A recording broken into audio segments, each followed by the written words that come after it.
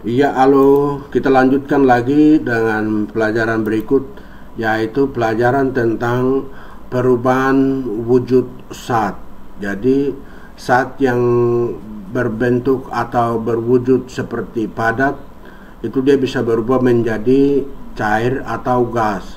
Demikian juga cair itu dia bisa berubah menjadi padat atau gas. Juga dengan gas. Gas itu dia bisa berubah menjadi cair atau padat. Kok Pati, ini bagaimana maksudnya? Nah, ini maksudnya setiap benda yang bersifat padat, cair atau gas ini bisa berubah wujud. Nah, berubah wujud itu artinya dia mengalami perubahan, ya, perubahan secara fisik. Nah, di sini salah satu kriteria untuk terjadinya peristiwa perubahan wujud ini, dia akan terjadi apabila adanya perubahan suhu atau peristiwa termodinamika atau termos itu panas, ya, dinamik itu perubahan. Jadi ketika ada perubahan suhu di mana saja itu, maka di sekitar itu akan terjadi perubahan, berpotensi terjadi adanya perubahan partikel dari salah satu wujud ke wujud yang lain, tergantung besar kecilnya suhu atau tinggi rendahnya suhu. Suhu itu dia menandakan bahwa terjadinya adanya perubahan energi. Misalnya ketika lilin dipanaskan atau dinyalakan dengan api, maka di sumbu api itu dia akan menyala dan dia memancarkan panas. Artinya dia memancarkan energi, sehingga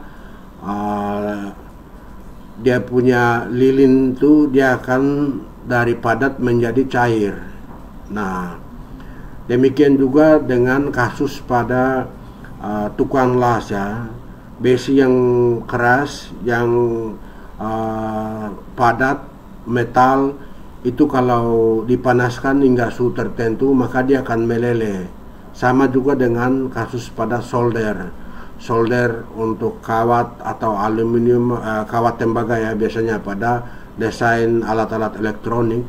Nah, itu harus dipanaskan sehingga dia meleleh. Dipanaskan itu artinya ketika ada panasnya dinaikkan, maka itu dia memancarkan energi, menyebabkan energi, sehingga benda yang dikenai energi tersebut akan merubah wujud dari padat menjadi cair. Nah, itu sebaliknya dari cair ini, dia akan dipengaruhi oleh suhu atau lingkungan sekitarnya, maka dia akan membeku. Ketika membeku itu artinya yang tadi panas, jadi seperti lilin itu dia kalau panas itu dia punya lelehannya itu masih cair.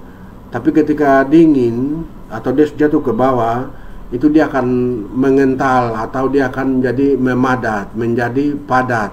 Karena panasnya dia sudah hilang. Panasnya kemana? Panasnya sudah dia hilang di lingkungan, diserap oleh lingkungan. Karena di lingkungan sekitar itu suhunya lebih rendah, maka panasnya yang ada di dalamnya itu dia akan hilang, diserap oleh lingkungan, maka dia menjadi padat. Itu lilin yang meleleh, kemudian dia kembali menjadi padat. Demikian juga dengan tukang las. Setelah lasnya dia kasih lepas atau tinggal beberapa detik atau beberapa waktu kemudian, setelah las dia kasih panas, dia lepaskan dia punya alat lasnya itu, maka besi itu dia akan lelenya itu dia akan mengental karena suhu itu dia turun. Suhu ketika las itu kan dia punya ini kan ratusan Kelvin untuk memanaskan besi. Jadi ketika dia lepaskan alatnya, itu suhunya turun sama dengan lingkungan sekitarnya, yang paling itu sekitar suhu ruangan atau lingkungan, maka dia akan menjadi padat kembali, dan ini yang dimanfaatkan oleh tukang las. Demikian juga dengan solder. Setelah solder dia kasih panas, habis itu dia lepaskan dia punya ini, maka timah atau tembaga yang disolder itu dia akan menjadi padat kembali. Nah, kenapa dia jadi padat? Karena sudah tidak dipanaskan. Ketika tidak dipanaskan lagi, itu artinya panas yang sebelumnya sudah dikenai pada bahan tersebut, itu dia diserap oleh lingkungan, karena lingkungan tuh suhunya di bawah. Jadi ini proses dia mencari keseimbangan atau keseimbangan suhu dengan lingkungan sekitarnya, maka dia menjadi padat. Nah, ini bagian pertama. Jadi padat itu dia bisa menjadi cair, tapi cair juga dia kembali jadi padat. Dengan kesimpulannya, ketika padat menjadi cair, itu dia butuh energi, Tapi dari cair menjadi padat, seperti lilin, lelehan lilin atau hasil setelah las atau solder, itu dia menjadi padat kembali karena dia lepaskan energi, ya, yang disebut dengan membeku, ya. Dia membeku. Proses membeku itu dia melepaskan energi ke lingkungan atau suhu panasnya itu diserap oleh lingkungan sekitarnya, maka dia menjadi beku atau membeku. Ini yang pertama, ya. Terus yang kedua, padat menjadi gas. Padat menjadi gas ini contoh yang paling sederhana itu adalah ketika kita bakar kayu. Padat itu dia terbakar atau kita kasih api, maka itu terjadi energi panas. Nah, energi panas ini akan merubah kayu itu menjadi uap atau asap, ya, selain menjadi debu dan sebagainya. Nah, di sini yang kita Kakak Pace perlihatkan adalah dari padat menjadi gas. Jadi dari kayu menjadi asap. Nah, ini adalah dari padat menjadi gas. Ini prosesnya itu proses sublimasi, ya, proses sublimasi. Sebaliknya dari gas menjadi padat, itu namanya kristal, ya, mengkristal. Dari padat menjadi dari gas menjadi padat. Nah, ini contohnya dari gas menjadi padat itu seperti kapur barus, ya. Dari kapur barus, dari gas kemudian dipadatkan menjadi padat atau menjadi kristal padat, ya. Nah, ini yang kedua dari untuk padat. Sekarang kita pindah ke cat cair. Nah, cat cair tadi dia kalau jadi padat itu berarti dia bisa dia melepaskan energi dan membeku. Sekarang kalau cair menjadi uap atau cair menjadi gas, ini paling sederhana, kita rebus air. Ketika kita rebus air itu artinya kita memberikan energi yang menimbulkan panas sehingga air itu dia akan menguap. Nah, dia akan menguap dan menjadi gas. Nah, jadi kita memanaskan itu berarti kita memberikan energi, atau air ini mendapat energi yang cukup tinggi karena perubahan suhu.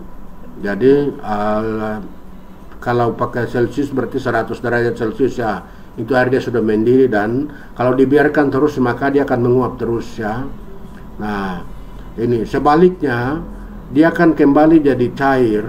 Jadi gas itu akan jadi cair yang namanya embun. Itu berarti dia harus lepaskan energi ke lingkungan, ya. Sedangkan yang tadi cair menjadi gas itu kan dia harus butuh panas dari luar ini, atau dia butuh energi dari luar. Tapi ketika dari gas dia menjadi cair, ini dia harus lepaskan panasnya ke lingkungan sekitarnya.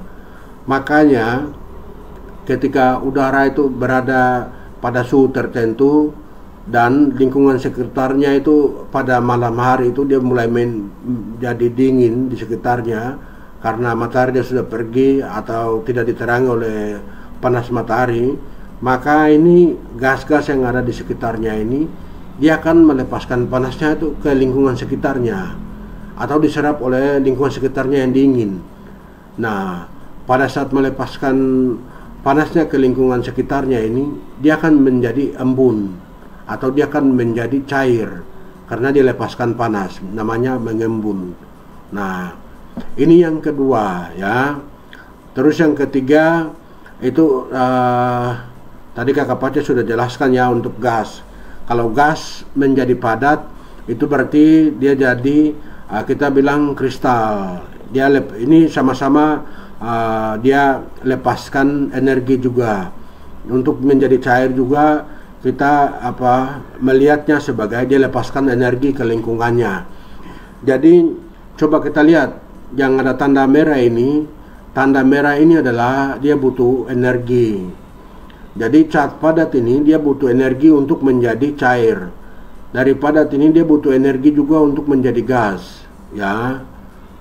Sedangkan untuk yang gas ini dia posisinya ada di punya energi panas yang cukup tinggi, sehingga dia mau menjadi cair atau dia mau menjadi padat, itu dia harus lepaskan energi panasnya ke lingkungan sekitarnya, sehingga dia bisa menjadi cair atau dia bisa menjadi padat, ya. Contohnya tadi untuk gas menjadi cair itu adalah embun pagi.